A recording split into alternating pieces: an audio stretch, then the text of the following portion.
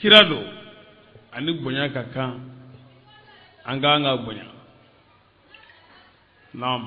wa azzaruhu wa nasaruhu ani nuyadime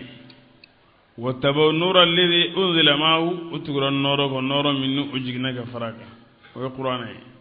aqulu de mayi maminu nganyana manu minu ni rusul yolu de nam قل مولا من كفو يا أيها الناس يا مغو إني رسول الله ني على كرده إليكم كناوما جميعا أبلا جلي الذي علامي له ملك السماوات نيسانغلو مالا بالبلو والأرض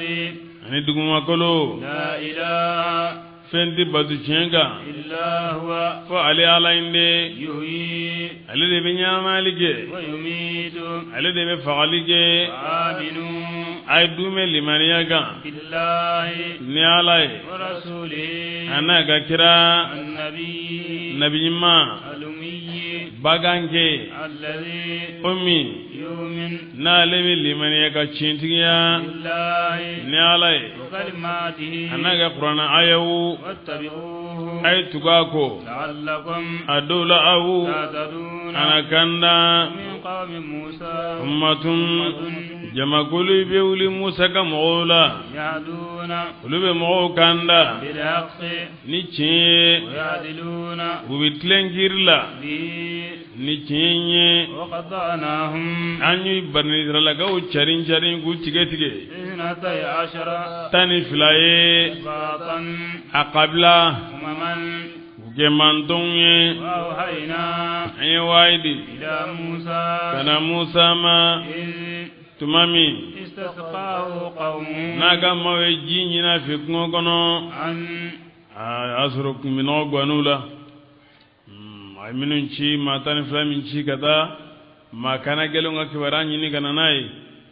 utara bola halayo ka min yusra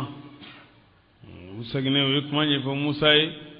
musa u nyamara ku ka dugo ka buka mo ma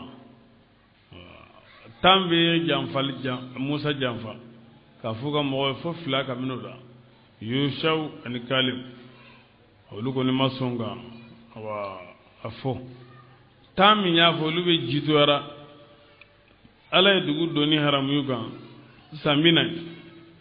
wi tagan sagila ko ngono tuma min ne wakati jana umma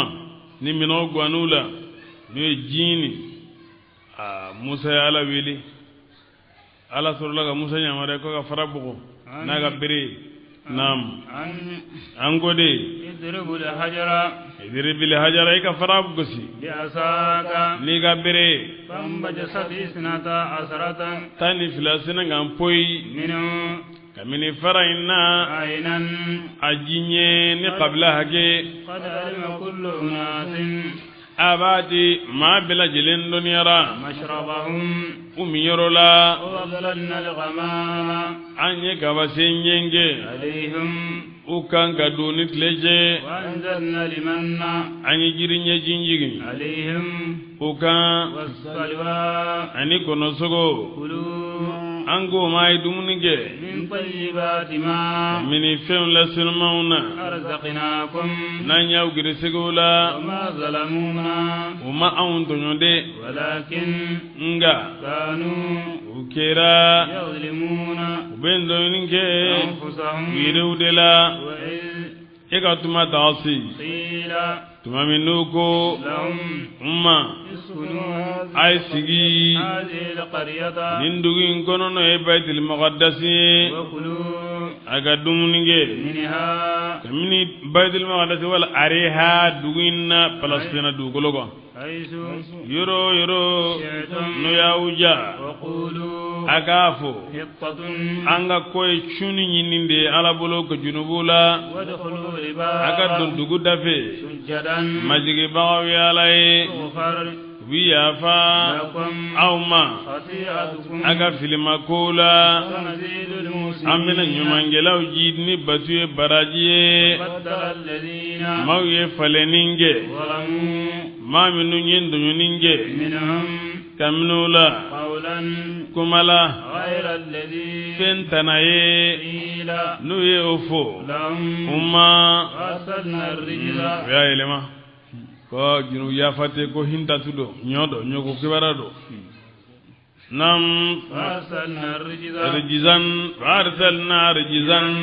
anya ladaba jigi عليهم uka من السماء tabo samfe بما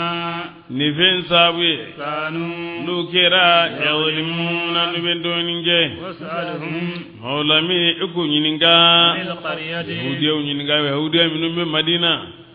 ninjigili sabu ala kira sallam akira abe yahudiya lagosi ko kafireka abafuma au tugura ala silu ko kafirela ni aka ukanabi imawi ukumba fo ko on la silu ko fongo amadeli ka ke kabo ulufe ummanyi ko an ko lu la silu madeli ka kafiriya nuga nabi imawi kasro ukumba kalama femin kira nin dugunye anga ukumbo dogo uba miri ka fo ma sitte o ko kalama na boro ulu yerewula ayen sur la ga jing ala kira o nyefu ye mangun tara ko chuno kan gojugo wato kun da don ko ala kira ba kalama bismillah واسألهم eko nyininga عن القرية ni ani madna kawde alna sur sura makanga ko mi afa chukumi eko nyininga gabo duguma التي dugumi كانت ni o dugu inkera حاضرة البحر baji hadari baye ken baji sig nyogonye إذ hadrat al bari korode baji sig nyogonye nam إذ we kul zumi baji de o dugu yende to ko ailat minye dugula mausro id tumami يعودون ni dugula ma ko biddan sago بالصوت sibirila ka jege mo sibiri dona id tumami تأتيهم حيتانهم nyoga jege kumbinna umma yawma sabtihim uka sibiri dona سرعا bo dombaga wi kene kan يوم afora wi ku kana jege mo sibiri don ko e domlale ko ni sibiri temanata ku bi saka jege mo awa dontola ويوم kamino kerasa awa wi wala duta uni ala che usona kute jege monge sibiri don jege fana yo don ni sibiri don sera jege bela jire bina yereke kene jalanga ita matola bitalo jege la ni sibiri don temena kamini sibiri tlemana bi rom don jege bebi boli kata ukundo ko vero nyini bajila dimasi don ibe jege nyini ita yinyana ibiga danfereta kata fere tige kibe jege mo ate soro ukamana gwana ulabana ga fere tige ebe layru min tawni ala chika borto ka fere tige dingew shin ka fere oke jege ina bora ati sekin gator baji machugumi nga uyere boloti mawala sibiri don ade ko ne be fere ka bali saglima nugma ne sibiri tle bina fami usurgam nam ويوم domi لا يسبتون nute sibiri لا تأتيهم dinauma كذلك ojoendela نبلوهم ambu jarabi ku korobo بما ni fensawe كانوا nu kera يفسقون nu bi buanga batu kono وإذ egatuma dawse قالت أمة ni jamako منهم kamini ula لما munde koson يعزون قوما nabe mogo waju الله ni alaye مهلكهم ulu halaki bagaye أو مؤذبهم wala ladhaba bagaye عذابا ladhaba la شديدا min gagele قالوا mogo kira partout sabaye partout kelen jamakulu kelen o de jege moninke jamfany o de odla mais jamakulu fila olu make mo jamakulu fila mi olu fana tilala fila ye kelen olu dade o mo dada ko la yere kelen olu uga bara ben wajulima ku ka dabla ikanage kata kana sonima kata kanage aw min ñu dade olu ko awere sengalawde yo were bado amanyu ela du tayna la che kite mingi ni dala ko ke obinya chokodi awere sengalawde ala kutoy ya nam qalu ugo wajulu gela ugo ma'azratun anga wajulinye la radide ala gana na fambe anda de aka ajaranye de ila rabbikum bari ni ko jugela bi yonga abiga minge e ba yeti fenfo alerta do enye gafa mandiye igado ko jugina ta dablade e ko dloman en dlomina be gerena e ko mama ko volman abitle nga fo sigile yin ay te fo a tiere la ka gelede nam قالوا ugo معذرة la radidu إلى ربكم kada amama ولعلهم ani adola olu يتقون ne wajuli gwanawla ona yere tanga jege monima فلما ala ko tumami نسوا ما no e fento enno ذكروا no e wajulu gela yu waju bihi no e no masanga sagu no masonga sagu ko أنجينا الذين anyi mo kisi ينهون ma minum bi ku fatantiya عن السوء abo kojugu kerima وأخذنا الذين anyi mo mina ظلموا ma minu nyin do ninge ni yadaliye بعذاب ni lazabaye بئيس no ka gele بما ni fensabe كانوا no kera yafsirun ni be bu batukono فلما mana saw sabana kera sori fenkero lawa ibe fe magola jamagol sabana mi ni uluma songu dado kola uma monike uma fatanjalike yala sekoro lumawa ulu farla mala zabaleun gawa ibe ulu farla ma kisileun diga ala yidade kabo uluma akuni neslike kominu ye fatanjalike basimo ulu soro minu nyoko jugu ke basi ye ulu soro nga jamagul sabani ayidade kabo uluma bismillah dukul فلما tumami أتوا nunana ما nam falamma tumami أتوا nu yere kunje bonya ga yada أما kabo fentolima أنه nu fatantia عنه kabo oma قلنا ango لهم umma كونوا aike قردة warabileunye فاسقين yuruma jaleunye kabanga hinema وإذ ikatuma dasi أذن ربك نعم ما أدري ما فعل بفقد الساكنة فقال إكرمته لم تهلك لأنها كرهت ما فعلوه وقالت لما تعزون نعم بسم الله وإذ إكتما تغسي أذن ربك ما مني إما إلا دنيا لك وصن من كوابنا ما شي عليهم يهودي أوكا يوم القيامة فكتا قيام جودنا يصومهم من بي أولانني سوء العذاب لذاب لجلمنا إن ربك كتور بلاوكا كأمبو بلاوكا سليمان عليه السلام أولي شؤما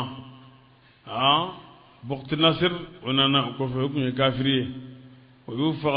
كنينا منا كأمبو بلاوكا وكما دي كتور مجسما فكنا سي كرا كتشيلما صلى الله عليه وسلم ويأغسي أوكا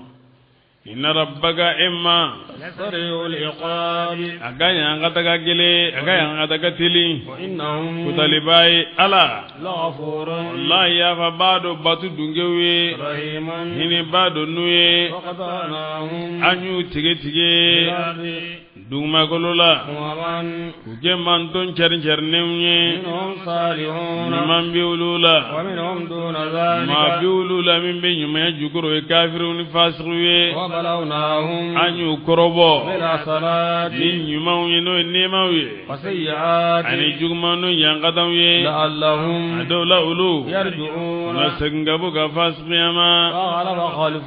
جما جوكو فورا من بعدهم وتمنيكو ورثوا الكتاب من توريتا كتابو تشيندا يأخذون وبمنالك على هذا الذين من يما جيلين نفدلا ويقولون كالا غدينا توينو ala kira kama ngutu goluto nam yaqulun bitla gafu سيغفر wajibu bina yafa لنا amma anga وإن kelimna يكن nin nafanna numa مثله no folo nyonaye يأخذوا bo mina haramu siraga له قد yalo mamina ningewa عليهم uga ميثاق الكتاب kitabu kaladu gelenna ألا يقولوا kafu kana foifo على الله ala kunga إلا الحق ko tiede ودرسوا ما kalangela were fengala فيه nubuga kalanga be kono والدار kera barayde ni kalangera kera nidung la baslay ko ka gelende na kun da do ikba fi bala dunya wa idha dallatil yaqulu ala ilmin famadha taquluhu an-nusaha emi badon ne adon nakari kono rojo be mun kuma fi ne asuri da dambi kalala ngani badon ni bana ma ka gelende nam والدار no de ni kunya fam du الآخرة no illara duye خير o de gafsan للذين mauma يتقون minum bu yere tanga haramuma أفلا تعقلون yala auta hagli dewa tirada len tillara kula والذين مؤمنون يمسكون لولو بسمنا نينجي بالكتاب ni kitabu ye kamini yahudiya wala wal nasara wala wal kitabu tigula wal makalangela bela وأقاموا الصلاة no yasalijo anyema إنا comme abdullah ibn salam naka jamaguluna nyonau إنا an la nudiyu أجر ajran المسلمين an de nyumangelaw ka saralla blade وإذ e ka tuma dasi اتقنا الجبل nanye kulu gorda فوقهم o sanbe كأنهم komi nafu kulu ظلة kabasendo وظنوا wiru ya bisigiya أنهم ko kabasin واقع bimbagado bihim nuye خذوا ما kulu kabasinamai ka kasinga kulu yenge sanfe ay tawrete ka kirimina wala ngani mbiyaw ko ode kero banasra kawla ka korode Palestina kulu do badal maqaddas simba fi nam dogo turu yere do kulin gordali sabu Musa tuma na nanu mani tawreda yi nay tawreda kala uga kelenga femme min bala kamini kiri gelewna godi nga gidawma sagni ni aga do werdi ma ala sinanga nyamara di kuluma kulu sinanga nguna yorobe حتى قام ka bogoti ka baduguma pew مقدار أشكرهم kada jo ukundama hakela كان uka فرسخا jama min farlen ku minyonga akenega kasinga kenyoy كان فرسخا nam في فرسخ abunya kumbo hakela وكان kilo dama dogoni كان ارتفاع kulin gortali kera على uyere kundama hagedela ka keni kungoloye komi nafo bili فلما نظر bili mina bin san jlonendo ka kulu be nor nyona kelenye ka yenge ukuna abina bi amabi tuma minu yo frele ka to kulima فوق رؤوسهم ukungolo sambe مروا سجدا ube binna utenga sujudi bimbagawe فسجدوا كل واحد a kelengelna belajelenye sujudi bi على قدر tenkere dadega حاجبه العشر ana aye gungun no numa yan fayin وجعل ينظر بعينه akera abe fulelege na nyi no kini yan fayin الجبل tem fangele me duguma fangele mi ga kulula yi ya nunu israni ngama ganana bi ugan ولذلك سجدوا اليهود ka tawdona yawda kiti sujudi bi fiu إلى على سقف fo aten numa yan fa kere de ka asurlan defe bismillah خذوا ما ango mai femina آتيناكم lan yu'di aw ma بقوة niseme واذكروا ما daga fengo suma min ba konnana لعلكم ni baray adolaw تتقون anasran lanye وإذ e ka tuma tasi قال ربك tuma min e mai minalige من بني آدم mi adama deuna من ظهورهم kamin ukula ذريتهم ubogolona udeuna وأسعدهم ala ushiriya على أنفسهم wiruga ألست yala ni makewa بربكم namai قالوا uko بلى shedure شهدنا an shiriyara تقولوا akana nafu يوم القيامة kiyama judunna إنا an كنا kera غافلين inan batuwi عن هذا kabun nimma أو تقولوا walma akana nafu إنما أشرك آباؤنا an faude filanga fiara من قبل kagununye وكنا an kera ذرية denunye من بعدهم utemenengo أفتهلكنا ala yala ibisonga an halagiwa بما ni fenye فعل المبتلون ni chiningela yu ubara وكذلك uchuendela نفصل الآيات ambe aya faramvasiya ولعلهم ani yala zamu يرجعون nasenga dalama وآتوا النبأ الذي وإذا أخذ ربك من بني آدم من ظهورهم ذريتهم وإذ تصرف إلى الضمن واذكر وقت أن أخذ الله من بني آدم أكو إكي هكلتو وقت مني ألاي من الكيك من آدم الدون من النباء وي ألاي من النكرة من ما وي آدم الدون سيمي مننا وي نعم والشيء المأخوذ هو ذريتهم ودين دي بورا وكننا هذه هي العناصر ولنتعمل ذلك بالدقة إن الرب هنا هو الآخر وبني آدم مأخوذ منهم والمأخوذ هو الذرية وهو آدم نعم وبنو آدم هم أولاد آدم من لدن إلى أن تقوم الساعة وهنا اتحد المأخوذ والمأخوذ منه ولا بد أن لا تفرق في هذا النص لأنه اشترط أن يكون المأخوذ منه كلا والمأخوذ بعده والمثال كما الله سبحانه وتعالى تومني على آدم دا أي آدم كو أيو مسيا يكادو كفوكو آدم دين بلا جلين بورا آدم لا ni ala b'o da fo ka taa kiyama jɔn dɔn na o bɔra cogo di o buguri kiselama de bɔnna awa i k'a dɔn k'a fɔ olu ka dɔgɔya bɛ ala ye cogoya k'u la o idiraku u bɛ se ka idiraku sɔrɔ cogo min u bɛ se ka kumaɲɔgɔnya minɛ cogo min o de kosɔn a ye yelen ni nɔrɔ a y'o bila adamaden bɛɛ lajɛlen ɲɛkɔrɔla la ka segin k'u jira adama la a ko ko ya ne ma nunu ye jɔnni a ko nin y'i denw ye a ye cɛ dɔ ye kabini o la o y'a ja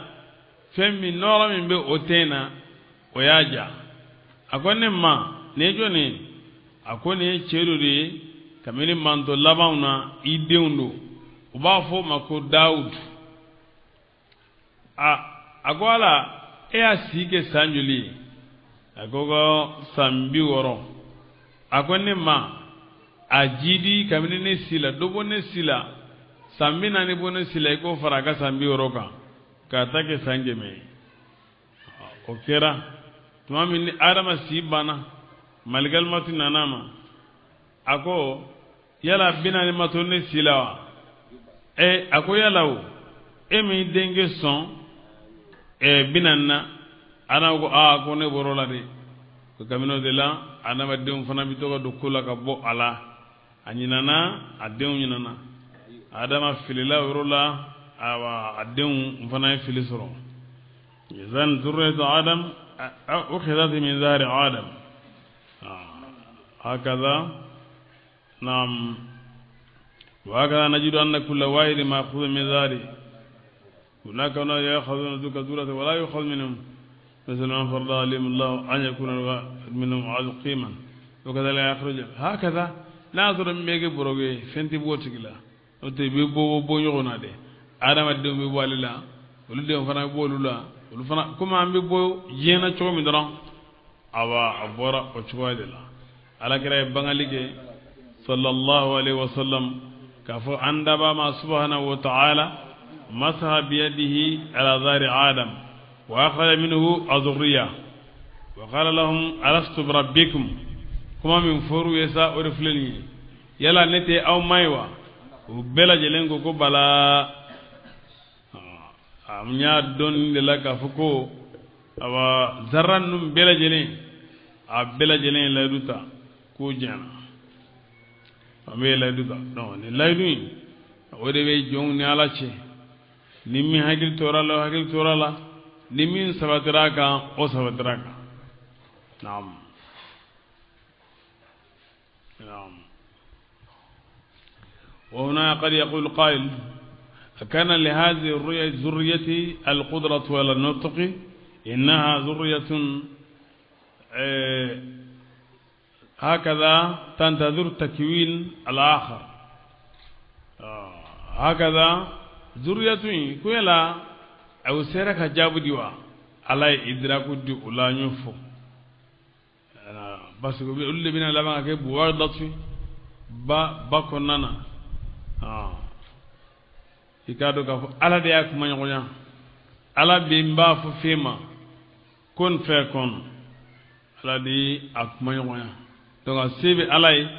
aka kuma awa fembela jelefe wa asebe ala fembela jelinka ala jabi we min jabi we ala de kuma ngambana nam oba kalama ka fu kulu lukum be soin la foke ka fara dawda ka en kono ma ba ofrawe jogomi donc ni na fara kon na ngono ala jabi o tike fin nkurayi quoi naam bismillah wa tul naba allazi ega moga kibaru kala alayhim uka atina yahudi uka lanyo otigla moson ayatina anga kawagola bal ambuni baura ega moga kibaru kala yahudi uka atina nanyo son ayatina anga kawagola salakha aworola minha kaminala karamoge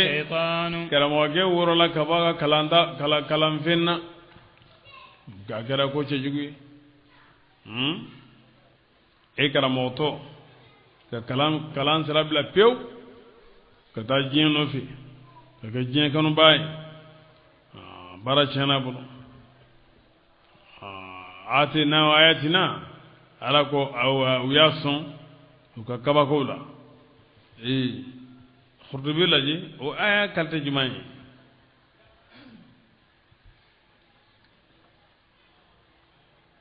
anyu son anga kabagola dogo daba fara ba tan anifla kala ne ngume ko li daba fara mina o ba tan anifla ko dogo ma bolo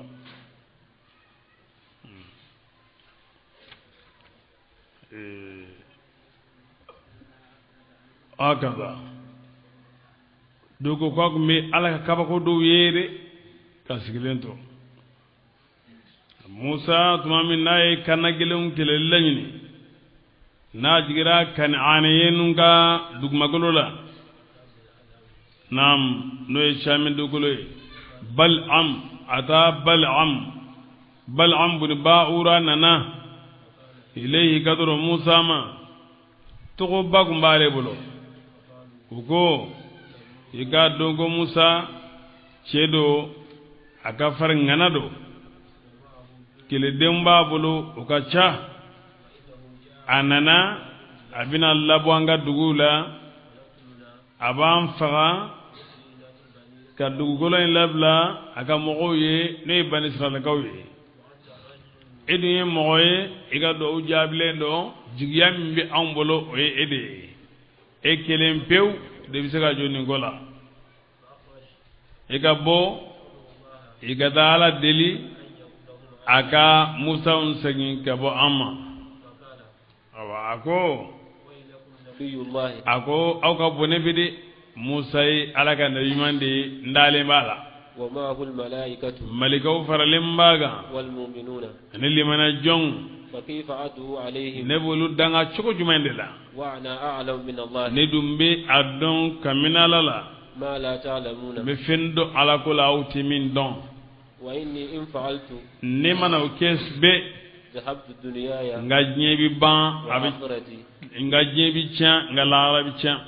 فراجعوه o ye a seginɲɔgɔnya kuma la وألهوا عليه o ye diyagoyali kɛ a kan فقال a ko هذا أوامر ربي fo n k'a lajɛ o de kosɔn karamɔgɔ i cogo dɔn de karamɔgɔ kana kɛ ni maaw ko min n fana ko ten ni ma a kɛ ten nɔ nege bi bɔ mɔgɔw la mɔgɔw bɛ n ko bila karamɔgɔ kana jɔ o jɔyɔrɔ la dɛ ala ta de fɔ mɔgɔw ye i ka tilen u tɛ min dɔn ko f'u ye n'u sɔnna a filɛ n'u ma sɔn a to yen tuma dɔ la n'i ye tiɲɛ yɛrɛ fɔ mɔgɔw ye o bɛ dimi kɔrɔ ne dɔn labatula n'i ye tiɲɛ fɔ a ye bɛ a ti bɛn a ma min ka d'ale ye dɔrɔn ka fɛn fɔ min n'a ka ni dɔngɔ bɛ ɲɔgɔn ta n'i ye kuma fɔ min n'a ka ni dɔngɔ tɛ ɲɔgɔn ta dɔrɔn kuma misɛnw bɛ caya i ka kuma gɛrɛfɛ diɲɛ mɔgɔw bɛ ten de nka o tɛ karamɔgɔ ka hɛrɛ ye dɛ ayi i ka hɛrɛ bɛ min na ala ta fɔ tilenya kɔnɔ a banna nka bala ma jɔ o jɔyɔrɔ la a tora musala kuma minnu bɛ fɔ a kɛrɛfɛ a y'a filɛ o de kɔrɔ a ko kuma na ko wala fana y'a ko lajɛ sɛrɛ mun bɛ lajɛ fɛn tɛ min bɛ lajɛ o e de bɛ ala dɔn e de bɛ musa dɔn doni kɔrɔ kalifalen bɛ e ma i bɛ ka baara kɛ n'a ye e bɛ mun ko lajɛ naam ale fana kun ye maa ye a kun tɛ dangali kɛ fo a k'a ko lajɛ fɔlɔ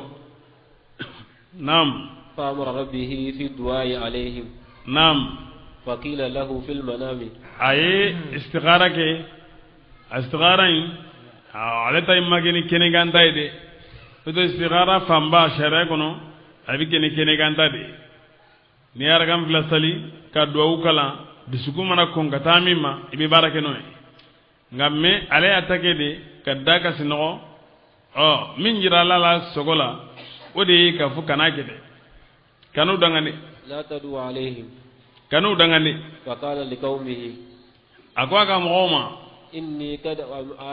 akonye lajɛli kɛ kuma fila ma fɔ n ye koyi n y'a fɔ a ye cogo min n y'a fɔ aw ye cogo min u y'a fɔ n fana ye o cogo de la ko n kana kɛ ko kɛta tɛ n k'a to yen فأهدوا إليه هدية u taara u bolo fara ɲɔgɔn kan ka na fɛn ba d'a ma min bonyana hakili ma yɛrɛ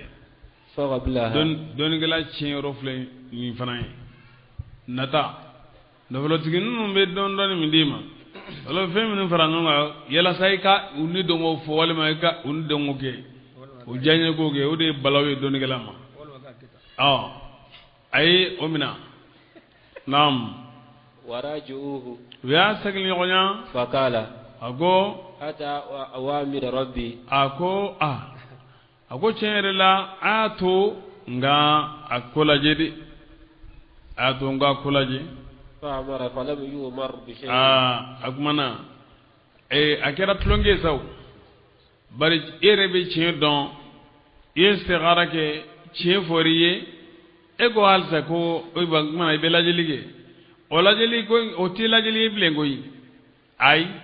o ye de n b'a fɛ k'a kɛ a ma fɔ ye awɔ فقال قد أمرت ربي فلم يأمرني a ko ne بشيء kamana ganna de ne ka sagara in a lupera o dun ma deli ka kɛ n dara ma fɔ ye o ye n kamana gan فقالوا له u ko a ma ولو كره ربك أن ni a تدعونا y'a sɔrɔ a ma diya i ma ye a kun bɛ a taamasiyɛn dɔ jira i la كما ko نهى kura بالمرة komi n'a fɔ a الأولى kun fɔlɔ la k'a taamasiyɛn jira i la cogo min k'i kana kɛ n'i y'a ye zena a ma fɛn fɔ donc a kɛli tɛ baasi ye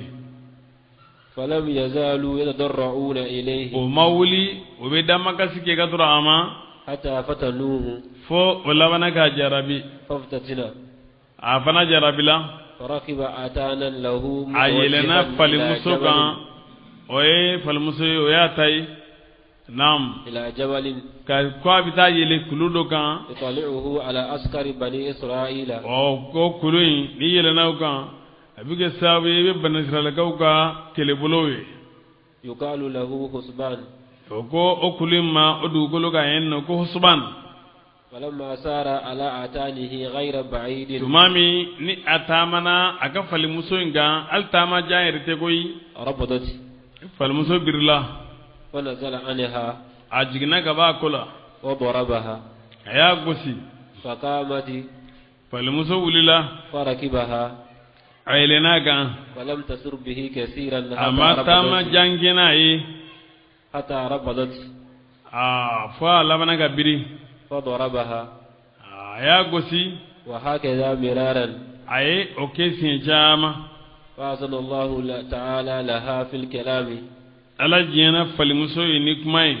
فأنطقها له a y'a la kuma ye. فكلمته حجة عليه Falimuso in y'a kuma ɲɔgɔnya o kuma ɲɔgɔnya in bɛ kɛ dalu ye a kan.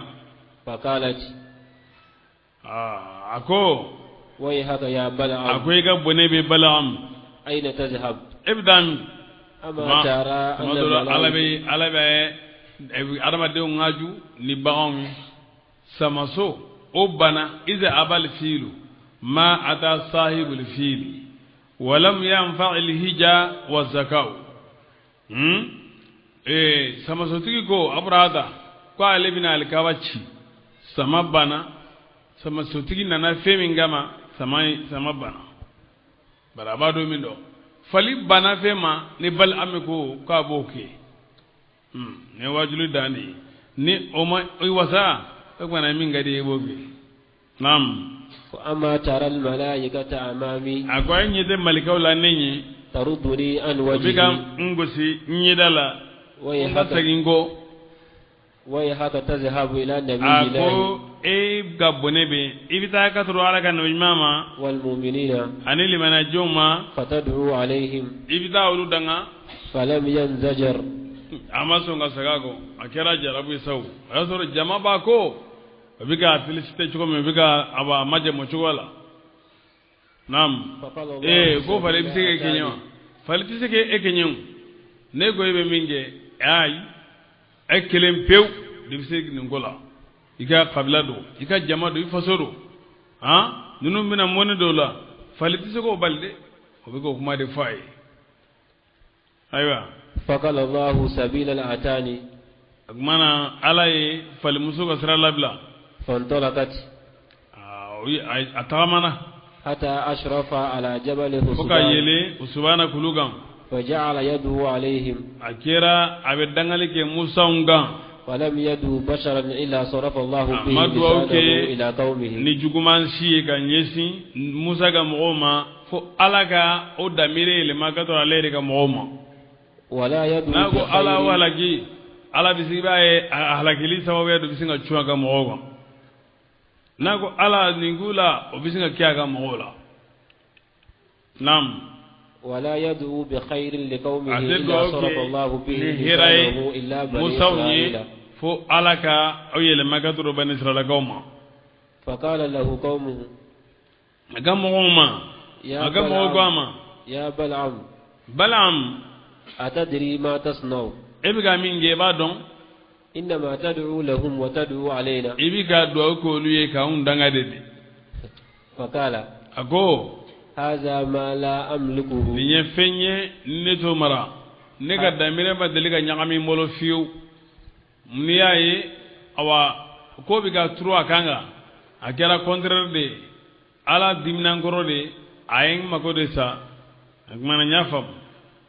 هذا شيء nka ko nin ye fɛn ye قد غلب الله عليه Ala yagabɔra kan فانضلع لسانه a kumana a b'o kɔnɔna na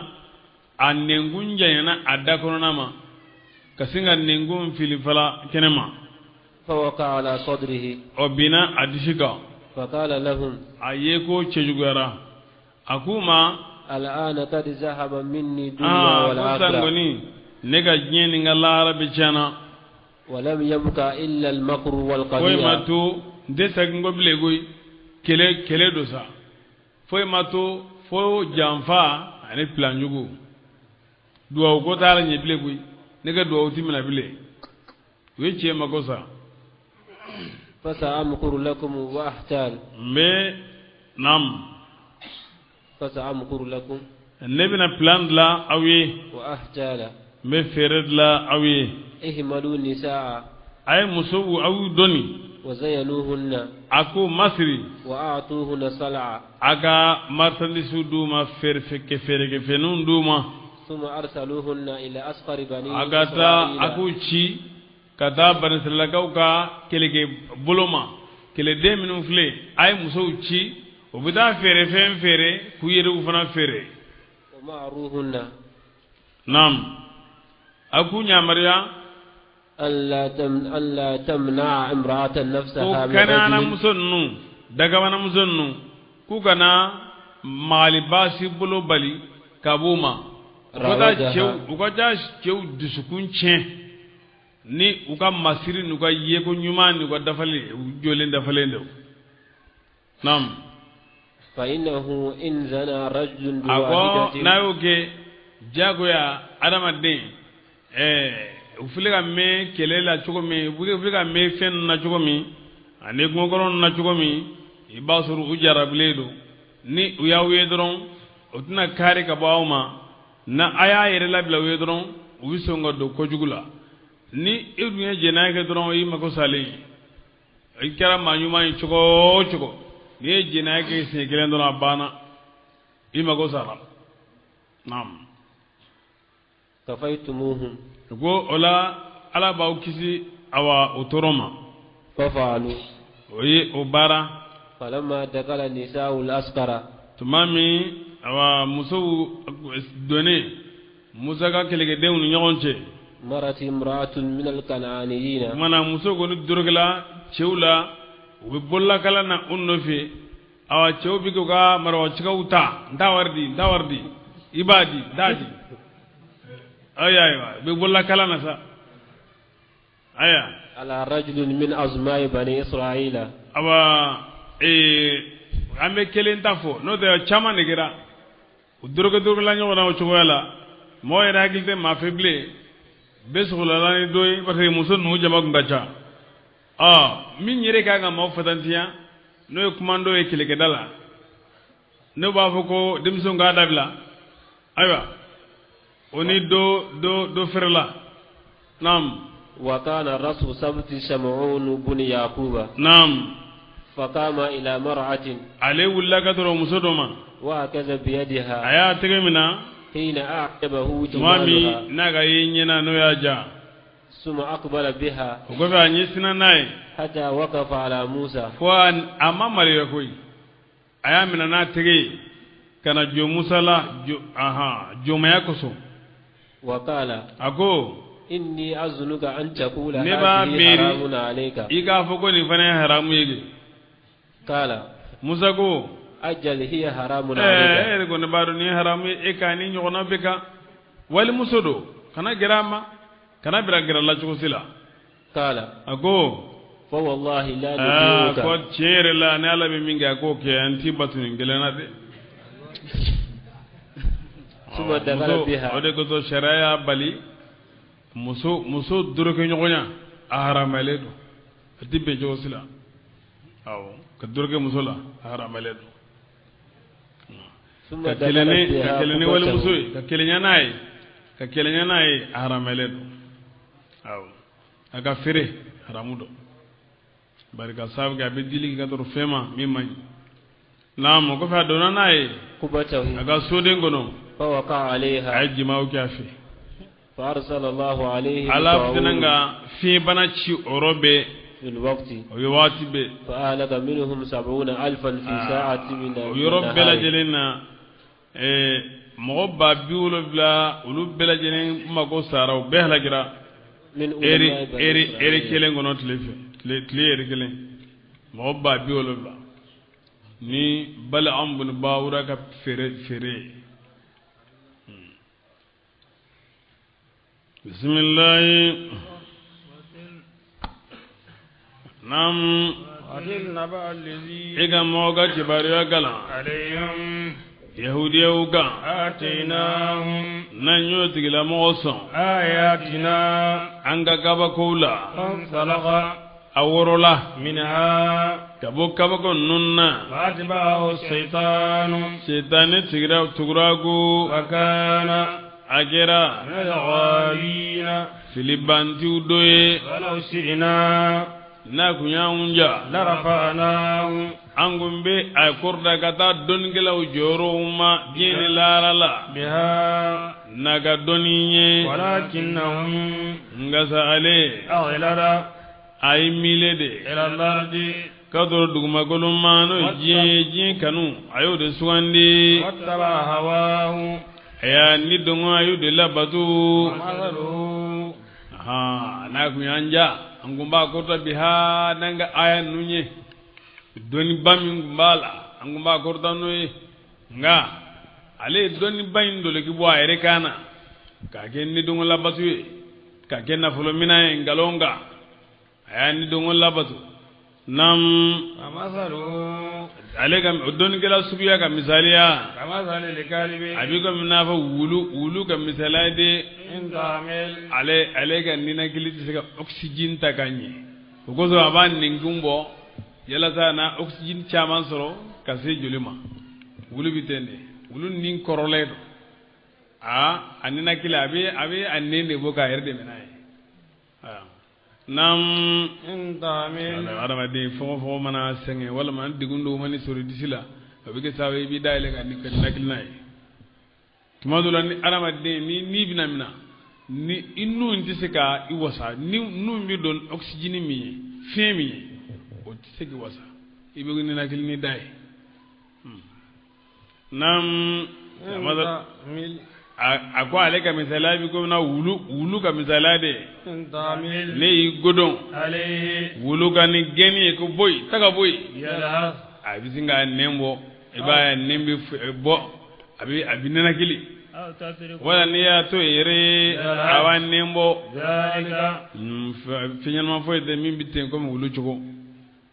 nam a ko min y'o ye o dalen مثل o de ye maaw ka misaliya ye الذين maa minnu كذبوا n'u nkalontigɛra n'an ka ye ale kɛlen tɛ dɛ karamɔgɔ o karamɔgɔ n'i ka kalanta to yen ka ne dɔn labato ka tiɲɛ to yen ka sorofɛn minɛ ka tiɲɛ fɔli to yen i ka jama nɔfɛtɔ kama i k'a dɔn a bɛ laban yen dɛ nam e ka kibaruya kalan yahudiyaw ye a dɔw la yahudiyaw kana tagasi a tiɲɛna ntalen ye maaw tiɲɛna ntalen ye الذين maa minnu n'u nkalontigɛra n'an ka ayaw ye nam o kanu n'a ye ja bɔ ko sa alqawm nam sa masal alqawmi masalan sa masal alqawmi masalan sa alqawm maaw tiɲɛna ntalen ye maa minnu nkalontigɛra bi ayatina n'an ka ayaw ye wa anfusahum kanu yadlimun ay wa kanu yadlimun anfusahum ukera يظلمون bendoninge anfusahum yeru de la من mɔgɔ min يهد الله ni ala o tigila mɔgɔ kanda فهو o de maa kana ni ɲɛ kana bɛ ala de bolo n'a ye min kana o b'i kana o tɛ kalan t'a ɲɛ de maa b'i kalan ka tila ka fili o caman b'i kalan i bɛ tila ka fili dɔnbaliya tɛ de ni dɔnko nka ni ala ye maa min kana hali ni tɛ fɛn dɔ bɛ se ka kana nam mɔgɔ min ni ala y'o lafili فأولئك ala ka maa lafililenw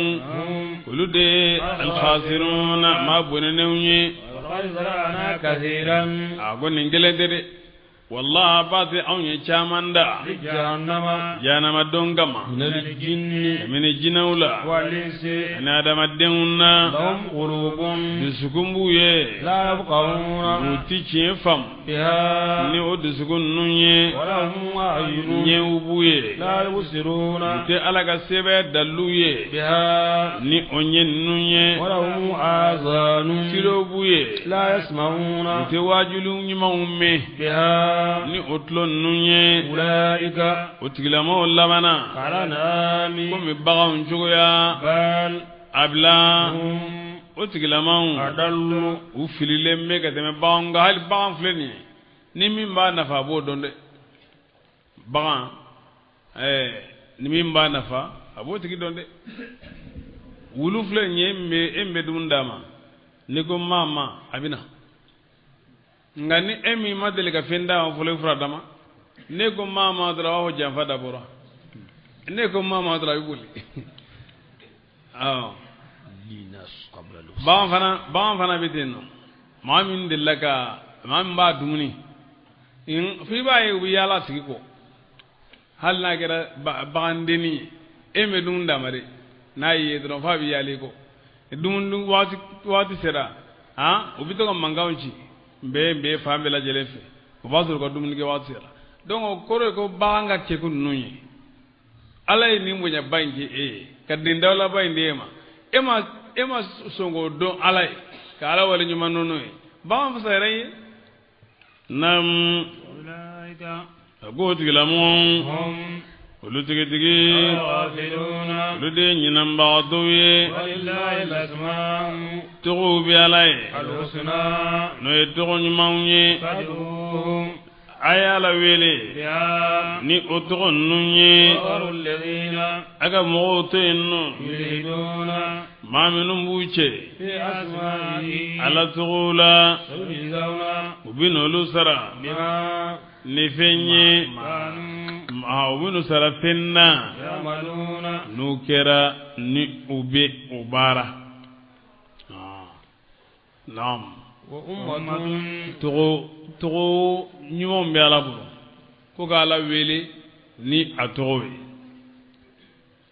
i y'a faamu naam al-asmaa ul-husna tɔgɔ ɲumanw bɛ ala bolo tɔgɔ ɲumanw o tɔgɔ ɲuman ye jumɛn ye al-husna o ye mu'annathul ahsan al-ahsan o musolama de ye husna ye naam o ye al-asmaa ul-husna fi salahiyatil uluhiyyati la wa salahiyatiha lil uluhiyyati bari o b'a fɔ ala ma ko innahu rahimun fa hadha amru ahsan indi wa indaka li'annani anzuru ila rahmatihi li wa anta tanzuru ila rahmatihi laka wa hina taqulu ghaffar fa anta wa ana wa kullu man yasma'uha ta'udu alayhi be tɔgɔ ɲumanw bɛ ala bolo qaharu nazuru musinibu ye i bɛ siran nga mangutu ɲuman do بالنسبة للإله لأن الإله لا بد أن تكون له صفات جمال وصفات جلال على من يبصفين جاكويا شنيا mangutu بكاي أوا بنيا mangutu بكاي شنيا mangutu بدي ما ماما ميا بتو بنيا mangutu بدي منا kalange ani kordali mangutu o bi ke mɔgɔ kan min y'a kuta mana bi ki contrôle la ko naam ka fɔ ko a ɲumanya n'a juguya ka ko ka min bɛ danbe ka sɔrɔ e ma kɛrɛnkɛrɛn ɲama o tɛ dɛ a dɔw ɲumanya bɛ se ka da ala tabaraka wa taala de ma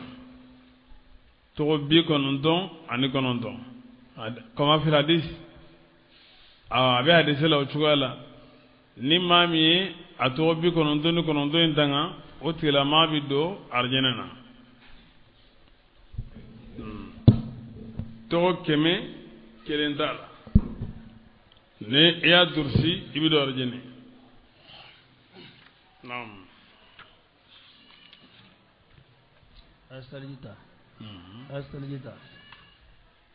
naam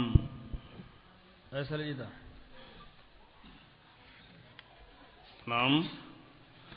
o tɔgɔ 99 jumɛn ye a nana hadisi kɔnɔ والله الذي لا إله إلا هو الرحمن الرحيم الملك القدوس السلام المؤمن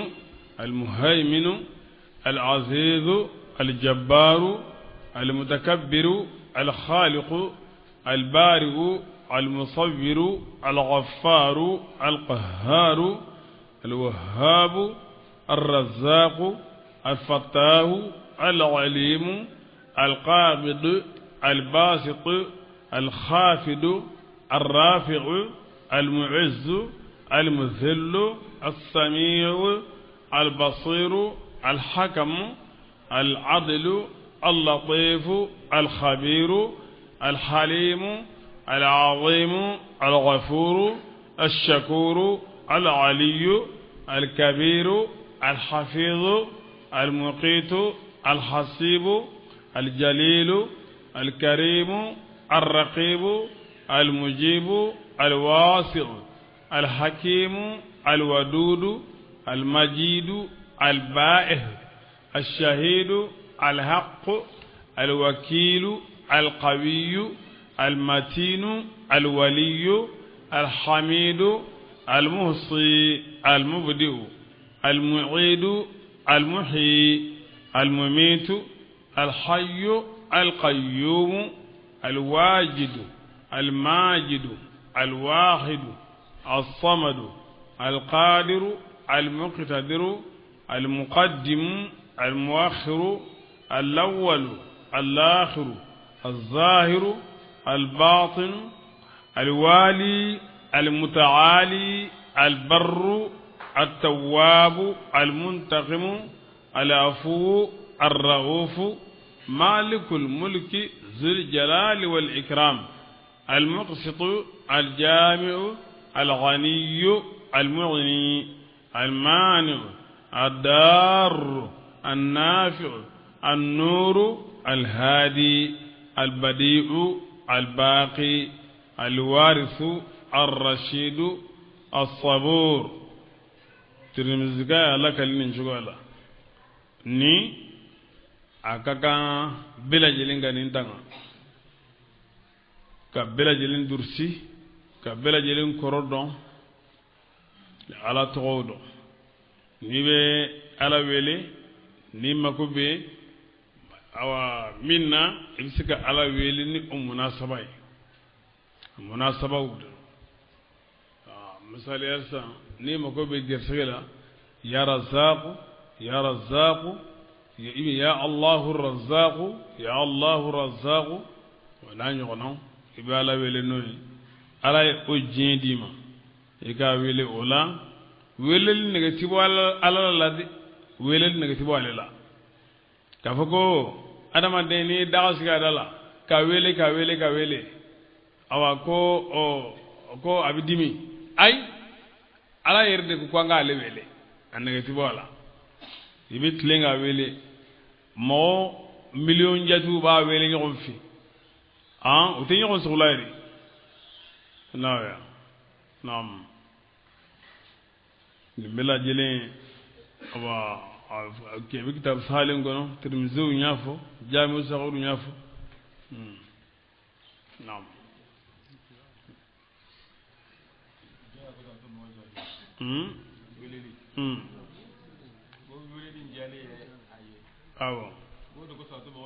awo aha bismillahi wa darul ladina yulhiduna fi asma'ihi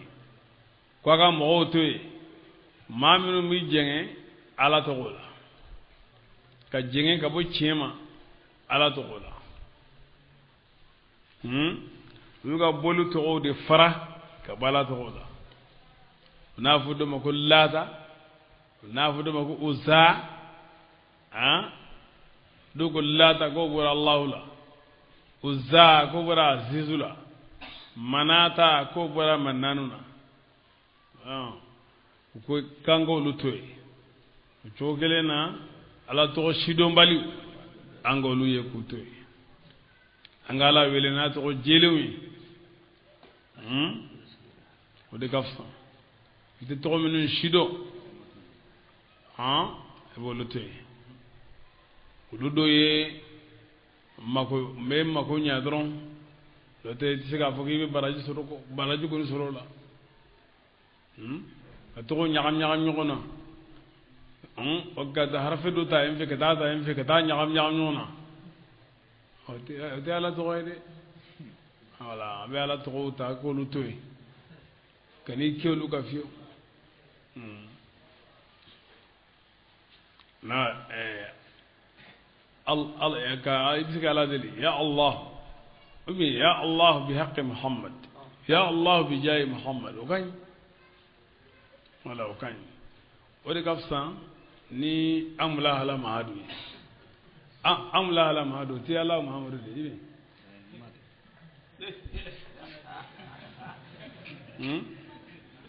yalla na gila ya Allah Muhammadu de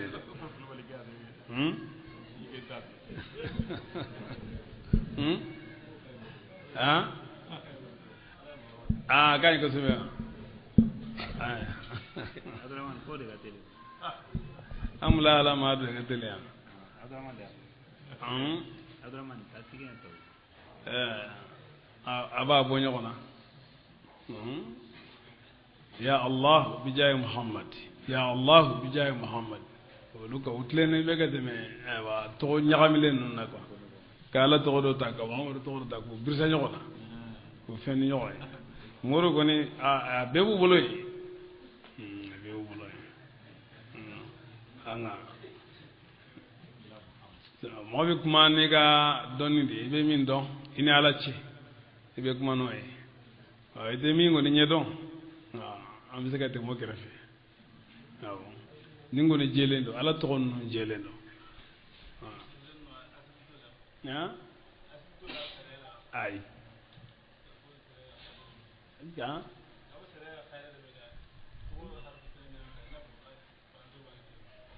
ka to ka agome na buga amla hala mahadu ko ne kada ye mbodo abe magonyo inga sharia la sirita ile ay sharia la sirita la sirita la anga donna Allahu Muhammad kabe awe afuta ka mimita ka Allahu lamuta aba aka wala ka nyawam nyona kata ne ya wurdi ajatu be iba afon bo chogolo la iya ke mako mena yorono gele abisinga dla ngako jelendere bon ko jelende naam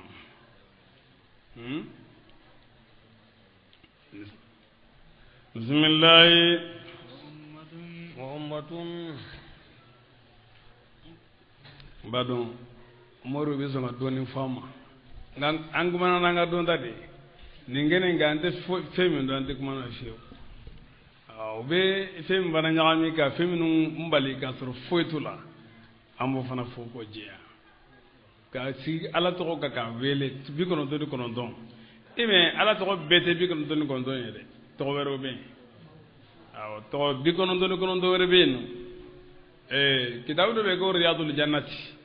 fi azkar alkitabi was sunnati na tora kitabu muhammadu bi kono do folo inte benengo alna nani bi kono do flanay o bi kono do flanay be qur'an ko be qur'an ko riyadul janna fi azkar alkitabi was sunna akila suti ibn nabani ka kitabu do nam Muhammadun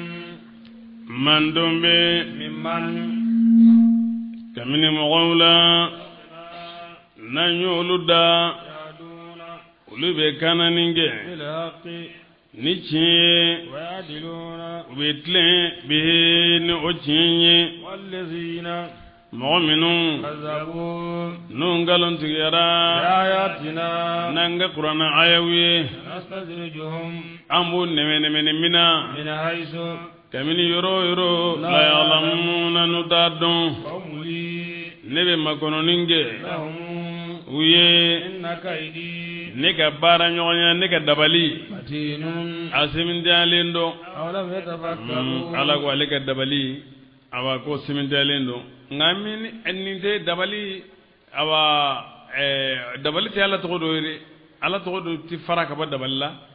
parce que n'i y'a ye ala ye dabali fɔ dɔrɔn i b'a sɔrɔ a bɛ k'a fɔ minnu ye olu de y'a kɛ voilà olu fɔlɔ de y'a kɛ ala b'a a kuma pese ni olu ye quoi a kuma suma ni olu ta ye ka sɔrɔ ka kuma n'a ye nam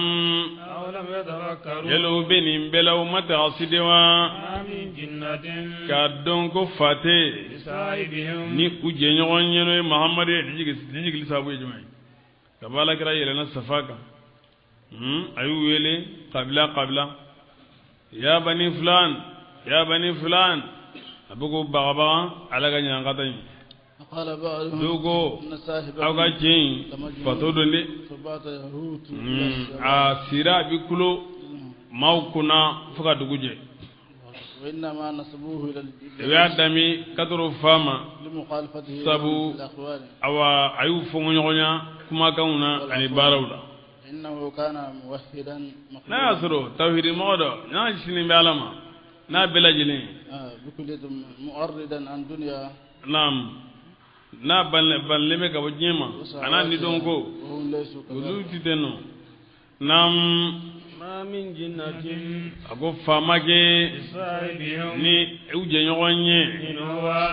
a ma kɛ إلا ko نذير babaliban de مبينا min ka babali bangalen dɔ أولم ينظروا yalo bɛ nin bɛɛ la o ma filɛli kɛ wa في ملكوت السماوات sankolo ka maralifɛnw na والأرض ni dugumakolo ka marafɛnw na وما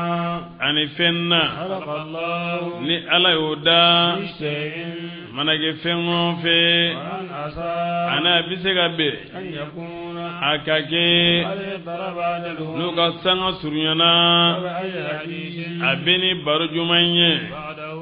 kuranɛ in tɛmɛnen kɔ yuminuna n'u bɛ limaniya n'o ye من mɔgɔ min يضلل الله ne ala y'o tigilamɔgɔ lafili ولا هادي kananibaga tɛ له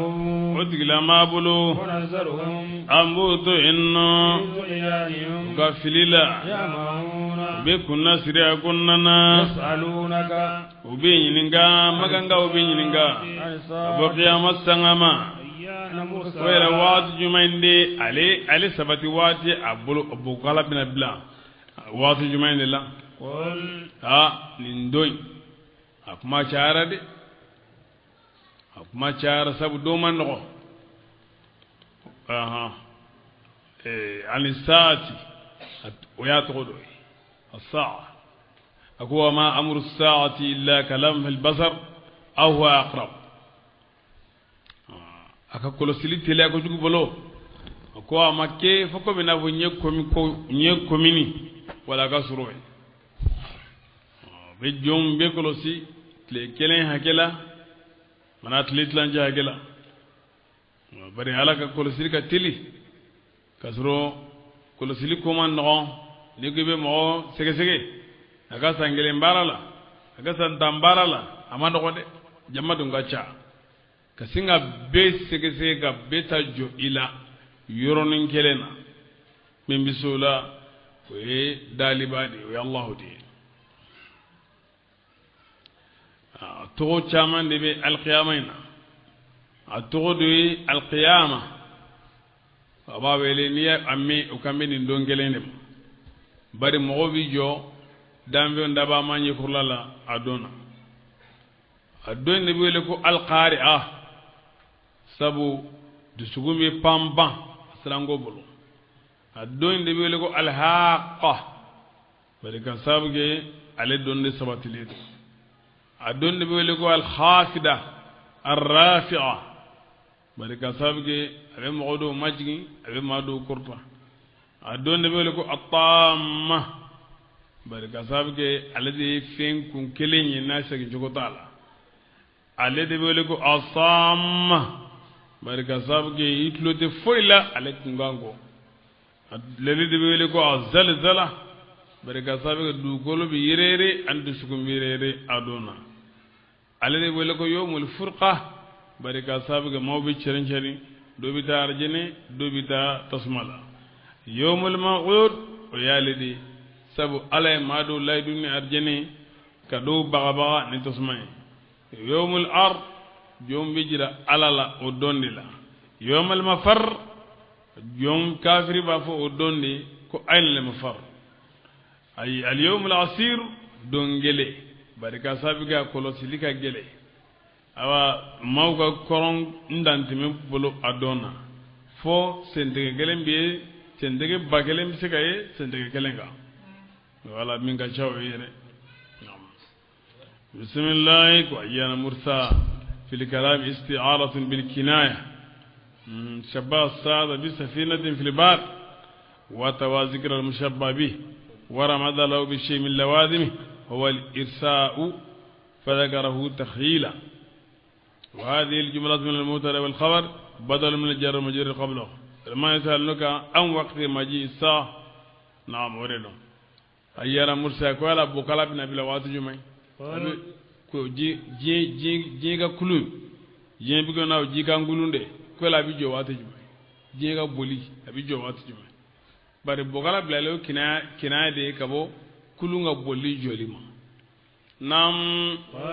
afu innama ilmuha sanga indoni inda rabbi obenne made yuro la jalliha foyti abanga biwaqtiha awaqatila illa huwa wala waqti nyefo ala de foyti siga abanga ka awati jonjon fo ala de saqlati ala de o yala ka donunde la danfinto ɗum sahulade sanga nga goñe boñana samawati sangolowla aradi andugumagolola la tatikum tina awma illa baghdatan ko cungaldela yasalunaka dugusala karago mal mas'ulu anha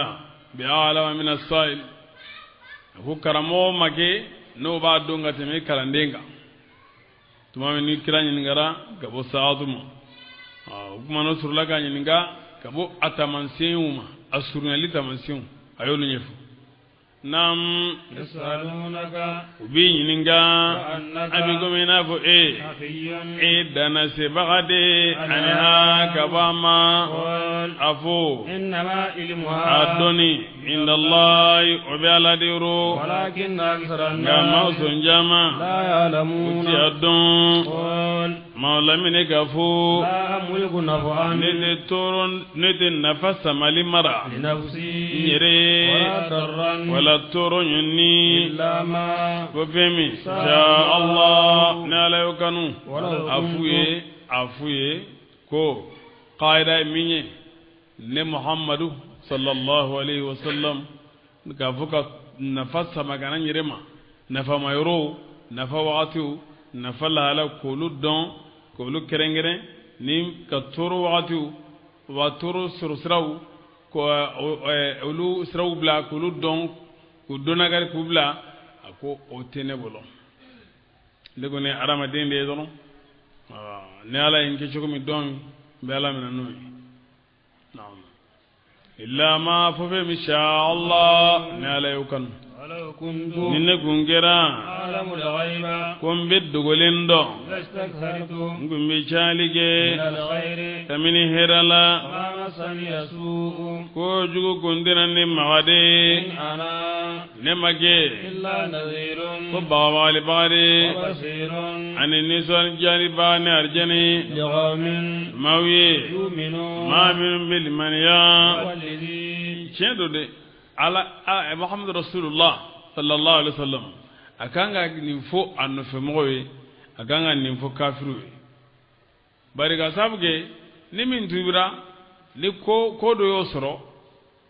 o gana na fo akbar na kiri bo ala kirala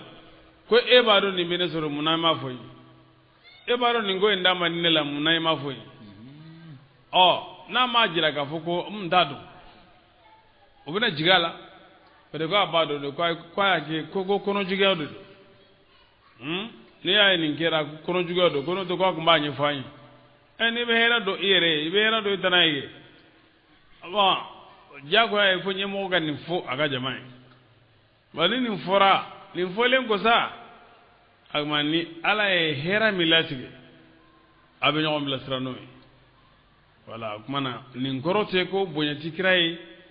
walma ko ala tikra la dunya re mo fore ka fo ala tikra la dunya ko dogole na mo fode ay akon tin nun do nyerema wala akuma gro do we nga ni ala fe mi nganu o beke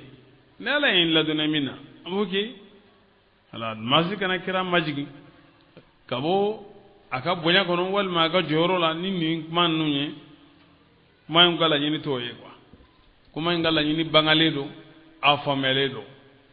wona fa bare bala nyemo ga kumani nye abe awa iwasa kosobe naam bismillah والذي ala de masaye خلقكم na yauda من نفس kaminin ninna واحدة no ningelenye adamaye وجعل زوجها aya furmusoge منها ayo daga min Allah ya hawawi ليسكن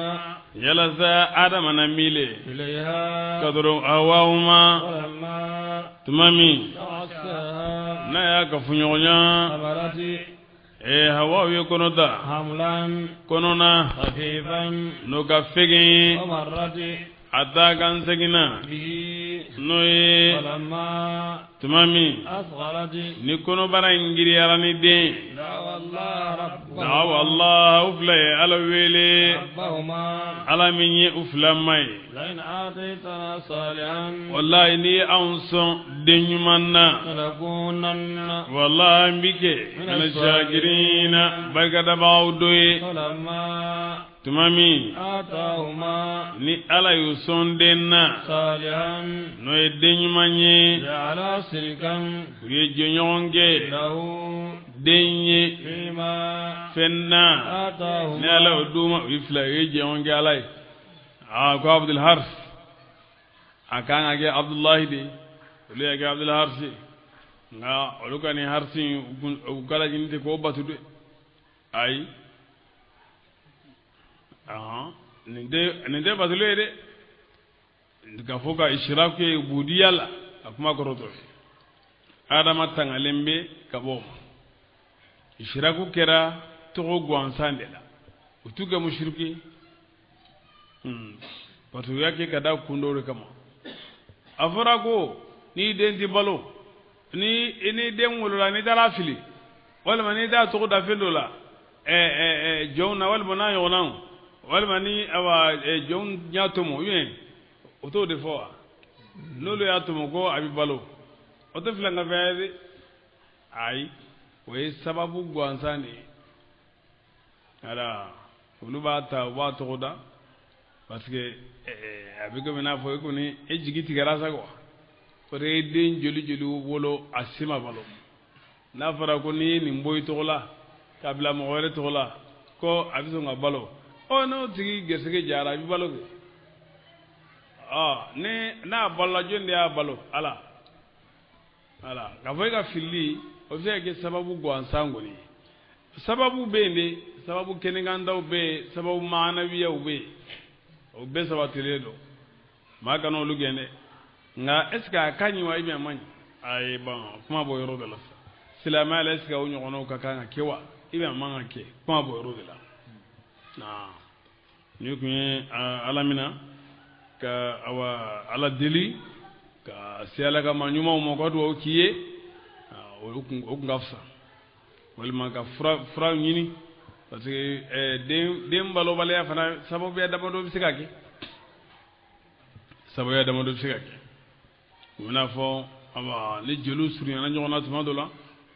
sababu yo bisikake na ni dem balo bale ba fero bisika nyini ani ka sababu nyini hala jirube mawo jirdobe ni aw musokono bi chan ime ni aw denti balo abito ga odo sarla ga mi do la balo na la ga jin ibe ati kono ti chan o jirube ma adodoro frof na be no sababu yaw ga barage bil asbab al hissiyati wal ma'nawiyati tibasi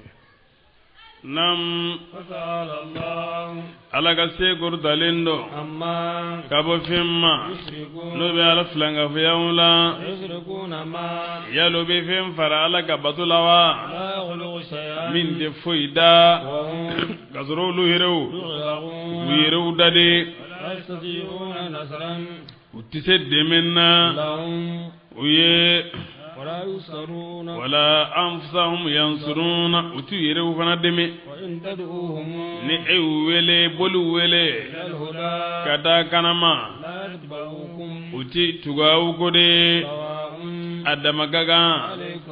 auka aw bol nun welewa kana kanama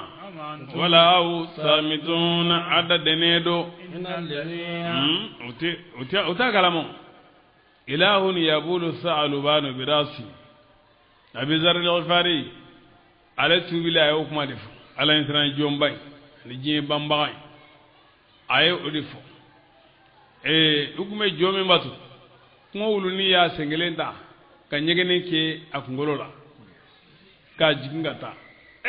ako ne daga bana ide ala ere muna wulu kana nyegene ko kungola gata ako afoni yala ni mai ni de mai de anama ni ngonno ndabla ni de sebe ko ide ale bora jobadu la gata woro daga awa adabla wadum bebete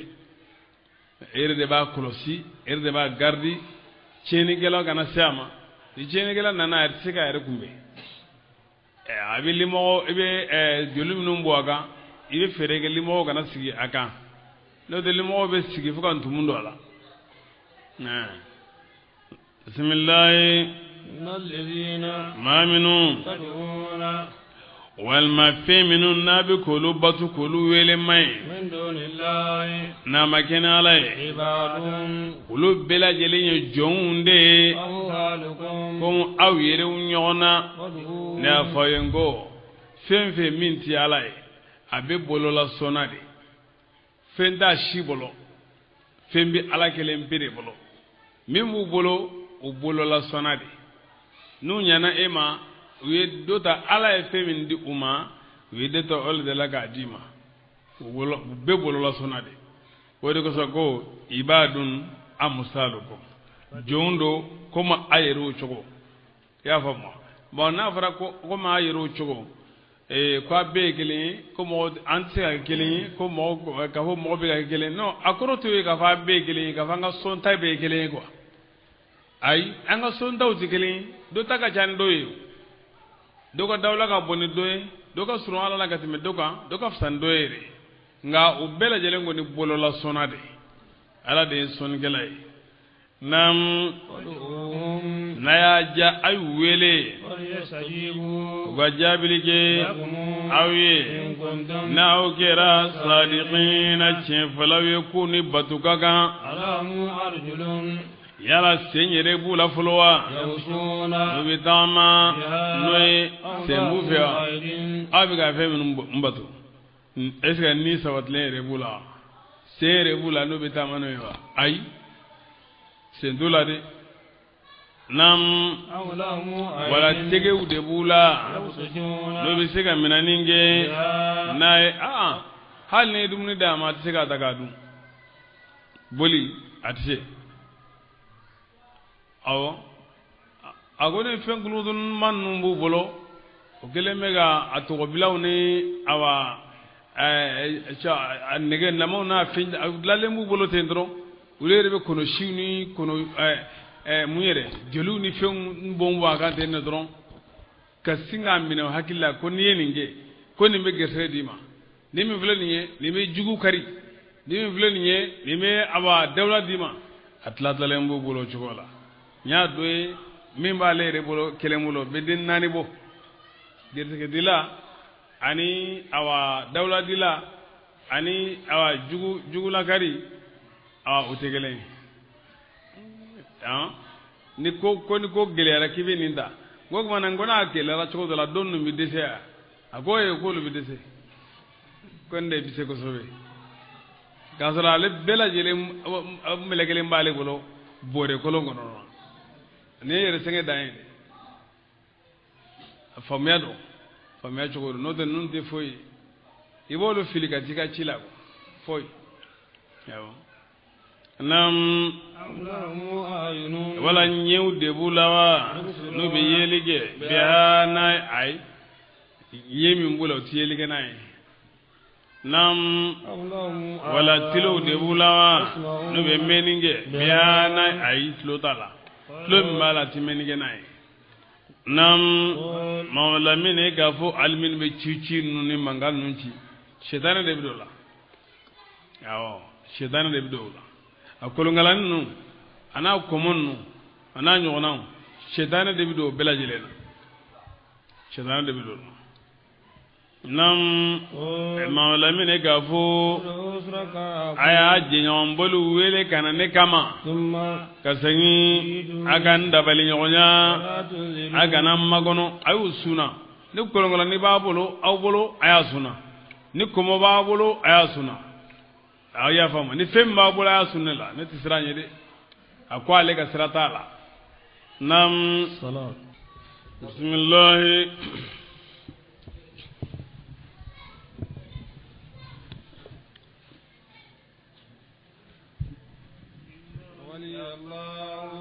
إن ولي نبس لبغا الله ويا الله دي الذي اللهم نزل الكتاب لا يقرأ نجم وهو على علي يتولى الصالحين أبي بيسي ما نجم بلا جلم من ناكا تنغا ناكا دميني أكمنا عياني سلامة كاواسد ولا لا بولنو أقول توي ولو تسيكا نياتي فوي ناموي nyaji foytula donin fu de bi bolo yere sengen fu I wasadu ala duru ni wasadu ala la ala go yatawalla salihin abibe sima nyuma ma walladhina go feminu nabi ko luwele na makina alai ulutise aka demenna ulute demeninge amsahum yerewla na aye bulun nungwele ilal huda kata kanama la yasma'un udaka welilime wa tarahum ibe bulun nunye yanzuruna bunye boso ilayka kanaima wa hum kasrulu la yusiruna utiye nyetula mana yala nyebula we menigeni yeligeni minyawa ne be den laga nye dola na ne awa aya da ba nyetu ni ya wule aba nyele ogordo go nye me idira kugo ati foyi yere nege nyere dron ka nye photo de dron o de wala ne yiri manin la ka nyegela onye ndiyelgere awo nam wazul afwa ega ya famina wa amur ya fa al yusra min akhlaq an-nas ko ndoya mina kamini mo jogola wa amur kafiru ka barani wa nyuma isra bayan zajrim wa korofoli bangali no goninga ani ni seru la kumala kiletere yana ka se kele roma ebe ubla sra ni ndanye kiran na ko nit ni njigana sala nabi jibril amma anaha ala gira jibril nyininga ko ala ni ngoro yoy ako atumbi ala nyininga atara nana nago ya muhammadu rabbuka ya muruka imma bi nyamariya nam kafugo iga ma anta silaman iga mogotugu fadaga ma minyitige iga mogoson ma minyi ikumantiya iga ya faka bo mogoma ma minyi ndonyo قال جعفر صادق أبو جعفر صادق كو لذا في القرآن آية أنت قرآن كونو من يجيكو نمو فرنونغا ومن أفوني آية نجوكو إيغا مغصون ما من بنا كيسون إيغا ماكا سنجي تكو ما من بنا كيتا تكو نيغا دنگوني سكرا odon kasamata nega dengulu la de nga konyo kera odon kasamata nga konyo ale ta tigi malobe na banaga tay etala na ta bikere ekeke ma fule ma mbita kenega aba kumbiri sinyi bitukutende kawani ma mata itala itizo tigi tala ay kana gede nimi mata itala ibito tigi itala ibito tigi folo retala ode sinyi tugu ni ma mi jati ika tigi jati i b'a kɛ mun kama ala de ko ka sinji tugu sinji min bɛ e n'a cɛ i bɛ taa o de kama i bɛ taa kun tɛ ko wɛrɛ ye n'o tɛ dɛ naam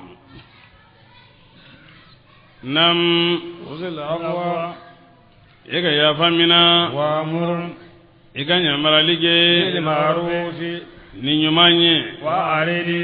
i k'i kodi عن الجاهلين ka bɔ filibandenw ma وما يغنق نزغ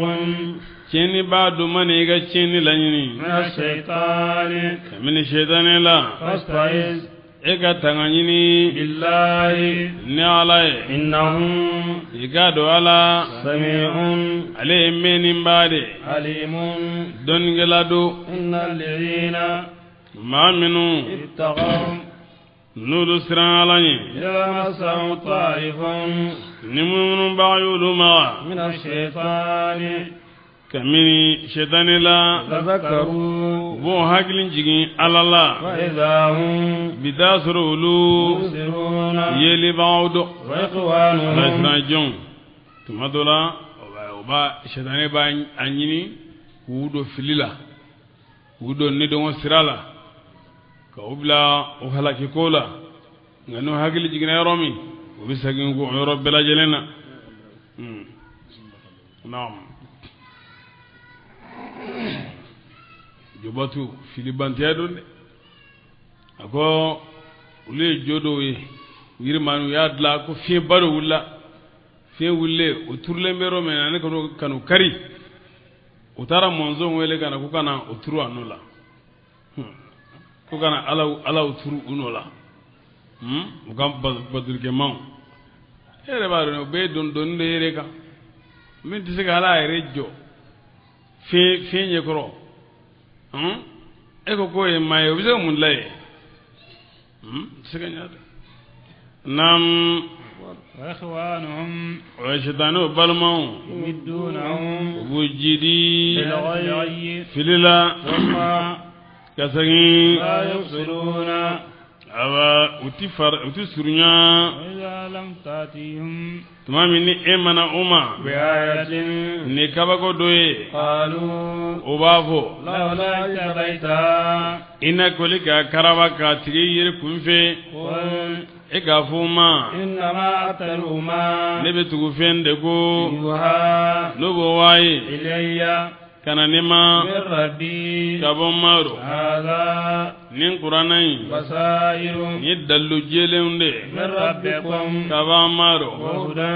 ani kana ورحمة ani hinɛ لقوم mɔgɔw ye يؤمنون maa minnu bɛ limanaya وإذا قرئ القرآن n'u ye kuranɛ kalan فاستمعوا a ye lamini kɛ له a ye wansitu a y'a daden ka bɔ kuma ma لعلكم a dɔw la o ترحمون mun y'aw hinɛ nin jigira kuma toli de la kutuba la a ye bangali kɛ ka bɔ a ma ni kuranɛ ye bari ka sababu kɛ a bɛ tali kɛ kuranɛ na manaw la dɔw ko ayi ko o dama tɛ de ko kuranɛ kalan bɛɛ lajɛlen de ko don أخرج ابن أبي هاتم وغيره عن أبي هريرة قال نزلت وإذا قرأ القرآن فاستمعوا له وأنصتوا في رفع إلى الصوات في الصلاة خلف النبي صلى الله عليه وسلم كان قردلي سليلا على كرا كفر يا الله كلك بابا كبرى أقول لكم بكما صلى فنزلت وإذا قرأ القرآن يا الله كلك عبد الله بن مغفل ما أن يغنى لك لك بابا ibn jurari ay labali ga ibn sulima ni guma nyona la o ye labali ga bo zuri fana ma akoni ayan jigina kamaren dola kamil ansari la ala kira kira sallam na ay kalan fendu kalan alebo kala sa'id ibn ansur ko ka sunan gono abu ma'shari ay la ga muhammad ibn kabma ko ulu kira ube kuma mina ala kira da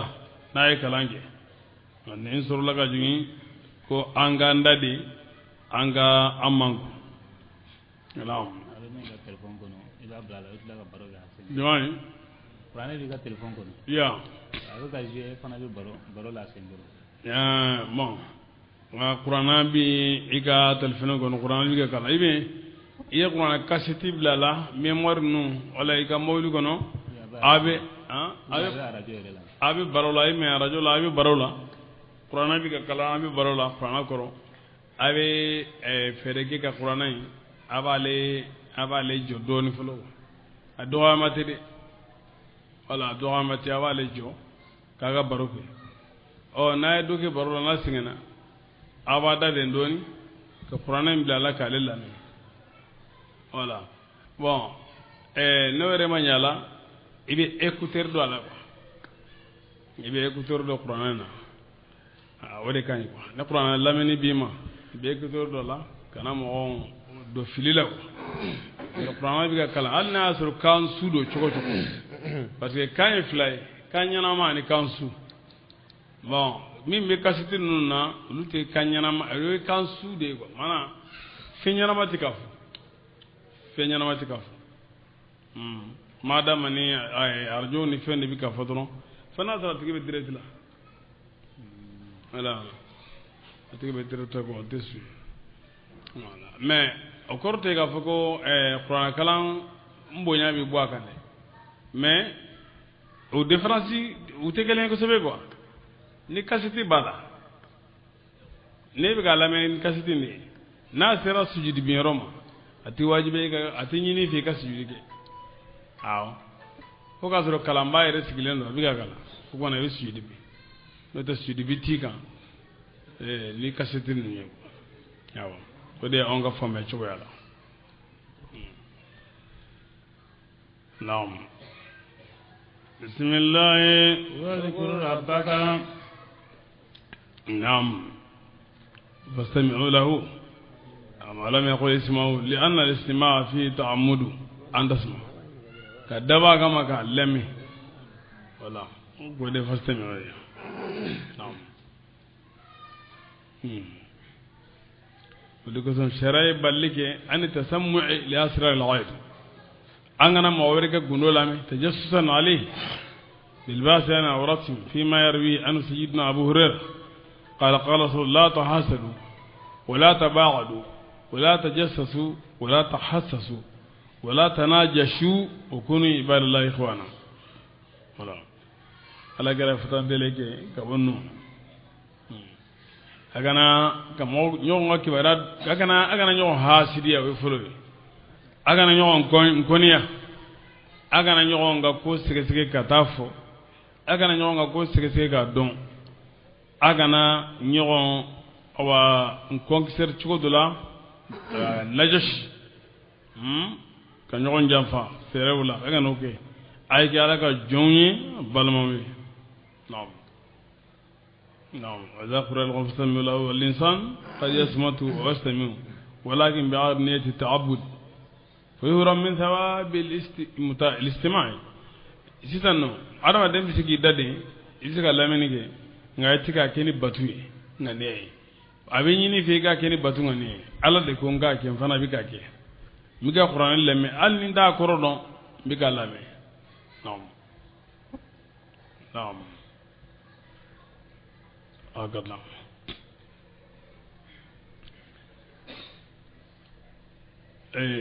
ونبهنا إلى ما فيه الخير حيث يقول أجبت لمن خاف ولم يفزع إلى قوله تعالى حسبنا الله ونعم الوكيل جعفر الصادق عليك عليه بكاكو مولا نسران كوبو تيكا جورو كوبيكا نيتي إتافو حسبنا الله ونعم الوكيل قال يا مي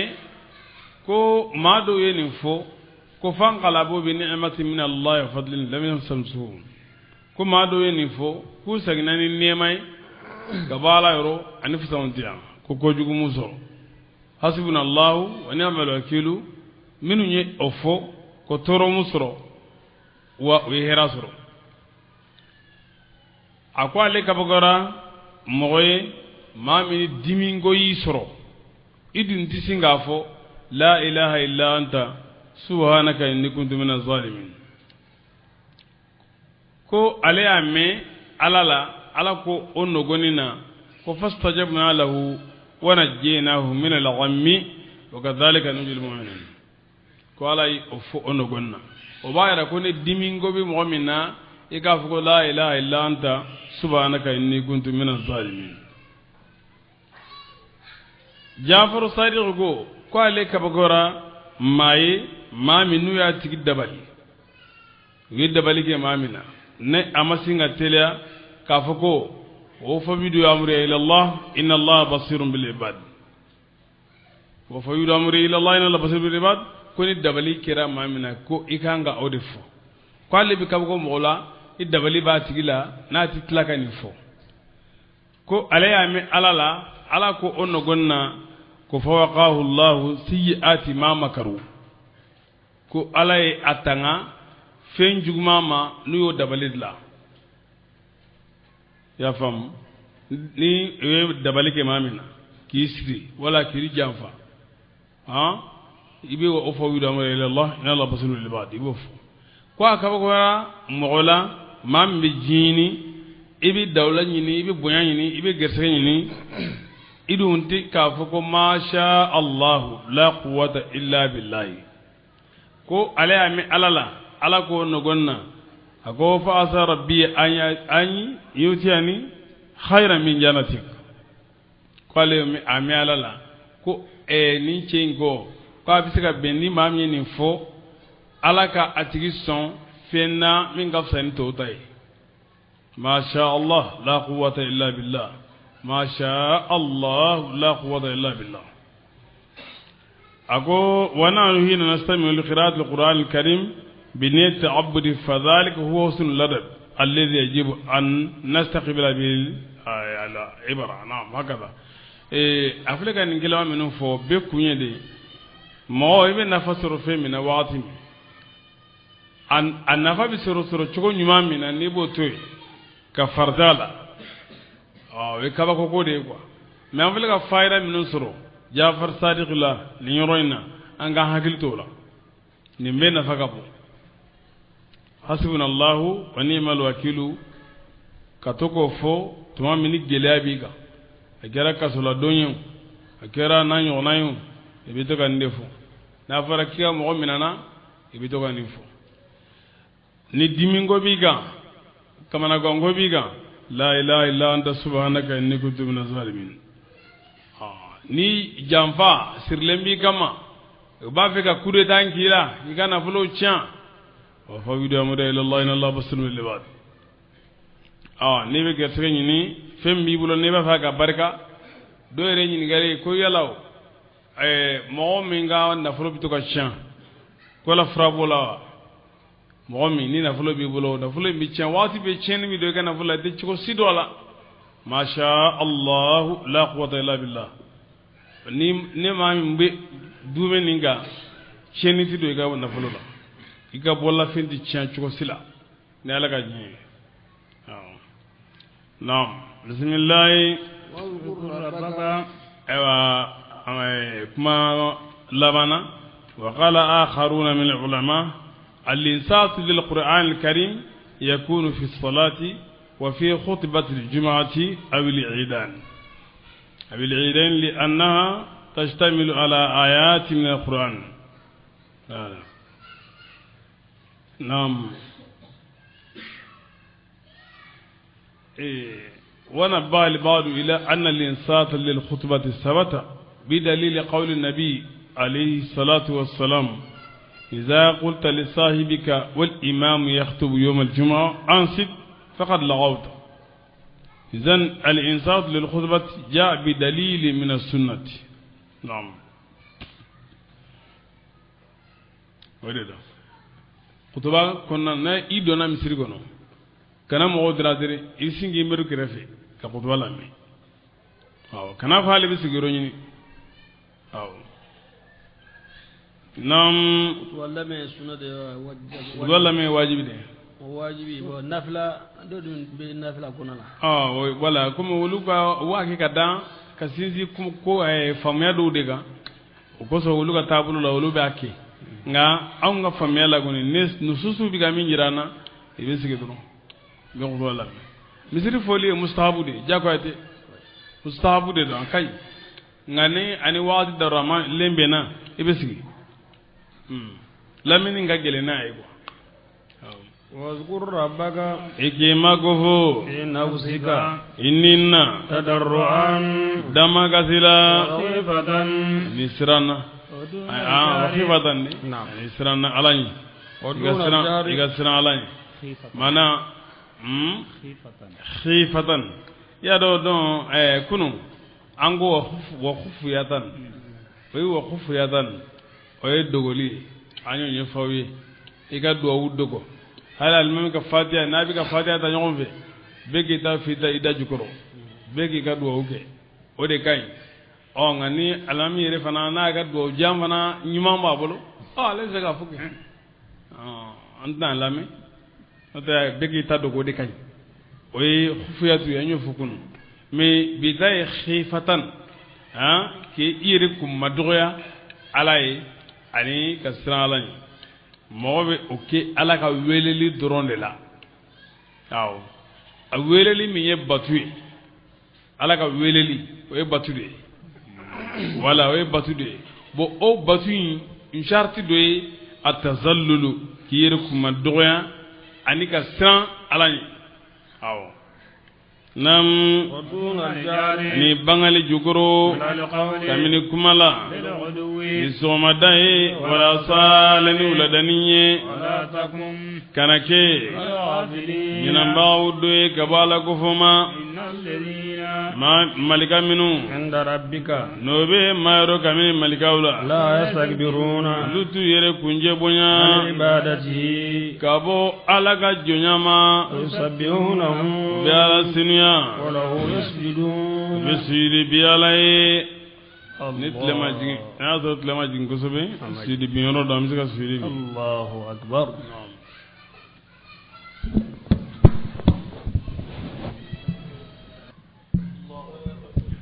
اللهم اكتب لي بها اجرا وحط عني به وزرا وتقبلها مني كما تقبلت من عبدك داود عليه السلام صدق الله العظيم وبلغ رسوله الكريم ونحن على ما قال ربنا خالقنا ورزقنا ولم الشاهدين